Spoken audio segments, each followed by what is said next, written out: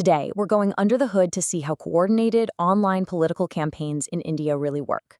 We're going to pull from some incredible journalistic investigations to piece together exactly how these digital attacks are structured, who funds them, and how they're carried out. Let's dive in. We're going to start right here with the very real human impact. This is a quote from Namita Thapar. You probably know her. She's a huge business leader, a judge on India's Shark Tank, and an investor in tons of companies. So you have to ask yourself, what on earth could she have done to unleash such a vital personal attack? And that's really the question at the heart of all this. All Namita Thapar did was post a short video talking about the physical benefits of namaz, Islamic prayer. It was just like other videos she'd made about yoga. But the response? It was immediate. It was vicious. And it was clearly organized. To figure out how something like that happens, we have to dissect the anatomy of the attack.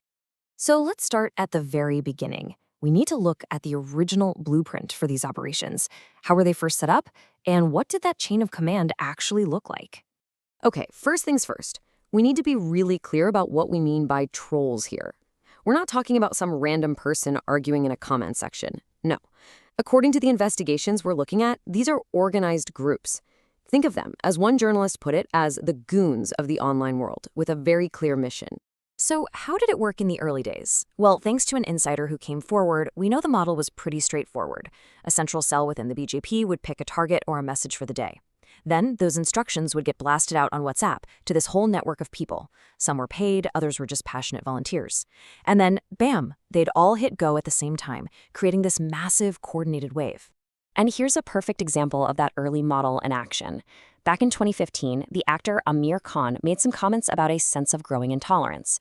Almost immediately, a huge online campaign took aim at his sponsor, the e-commerce site Snapdeal. And you know what? It worked. The pressure was so intense, Snapdeal dropped him. The craziest part? The defense minister at the time pretty much confirmed it, saying a team was working on this. But things have changed. A lot. That direct, top-down model has evolved into something way more sophisticated, way more professional. It's shifted from being run by party cells to being outsourced to political consultancies, using independent-looking influencers and these huge shadowy proxy networks. All right, so let's break down this new model. We're going to start with the professionals who are now running the whole show. So journalistic investigations have managed to identify a key player in this whole new ecosystem. It's a political consultancy firm called Varahe Analytics. And according to the reporting, this is the firm that was hired by the BJP to basically design and execute its entire social media strategy for the recent elections. The digital attack machine was essentially outsourced. Okay, so if the consultancy is the director, who are the actors?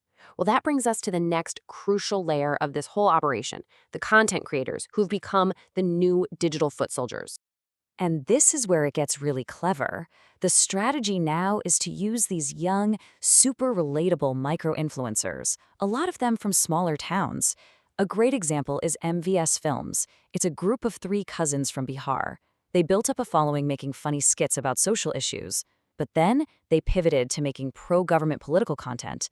And here's the key, they always insist they're independent. That appearance of authenticity is exactly what makes their content so powerful. But the content doesn't just stay on the influencer's page. This is the final piece of the puzzle, distribution.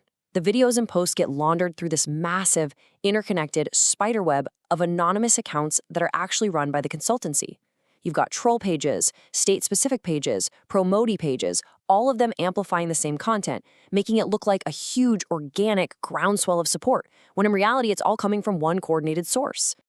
So we've seen the old system, the new, more sophisticated system, the consultancies, the influencers, the whole distribution network. But where's the proof? How do you connect all these dots, and what are the actual consequences? Follow the money, right? Well, this number is pretty much the smoking gun. In just 3 months this year, one of those anonymous troll pages, Poltu Paltan, spent over 6.5 lakh rupees. That's nearly $8,000 on Facebook and Instagram ads. And the contact info listed in Meta's own ad library for that spending, a corporate email address belonging to, you guessed it, Varahe Analytics. That's the direct link between the anonymous troll page and the professional firm. And that brings us right back to where we started. This whole sophisticated machine has been pointed at a whole range of people who are seen as opponents. We're talking business leaders, famous actors, well-known journalists. And in one really shocking case, it was even aimed at a senior minister from the ruling party itself, the late Sushma Swaraj. She was horribly trolled by what were supposed to be her own side supporters. So when you put it all together, what these investigations show is a system that has transformed from a straightforward political tool into this professional, multi-layered operation. An operation that's designed not just to shape what we think, but to silence those who disagree. It really blurs the line, doesn't it? It leaves you asking, at what point does a political campaign become a coordinated campaign of intimidation?